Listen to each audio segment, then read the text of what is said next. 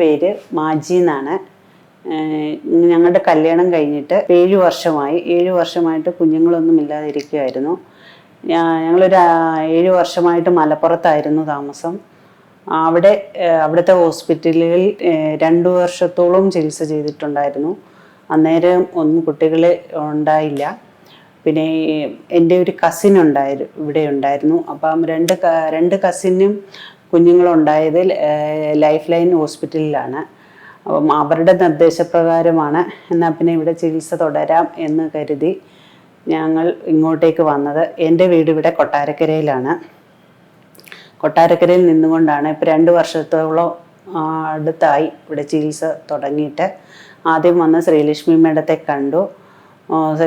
ശ്രീലക്ഷ്മി മേഡത്തിൻ്റെ ചികിത്സ ഇതായി. ആദ്യത്തെ ഒരു കുട്ടി 3 മാസത്തിൽ ഒന്ന് അബോർഷൻ ആയായിരുന്നു. പിന്നീട് രണ്ടാമത് ചെയ്തത് സക്സസ് ആവുകയും ഞങ്ങൾക്ക് ശനിയാഴ്ച ഒരു കുഞ്ഞിനെ കിട്ടുകയും ചെയ്തു.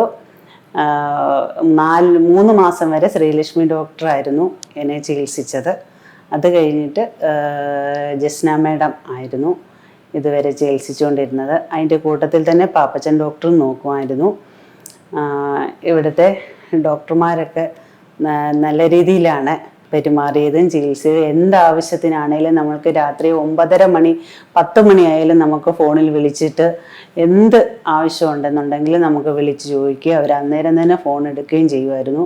നമുക്ക് ഫോൺ നമ്പരും തരും. എന്താവശ്യമുണ്ടെങ്കിലും വിളിക്കാൻ വേണ്ടിയിട്ട് ഫോൺ നമ്പരും തരുമായിരുന്നു. ഞാൻ വിളിക്കുകയും ചെയ്തിട്ടുണ്ടായിരുന്നു. ഞാൻ 10-20 ദിവസം ഞാൻ ഇവിടെ ന്യൂ ബിൽഡിങ്ങിൽ തന്നെ ഇവിടെ കിടന്നിരുന്നു, 8ാം നിലയിൽ.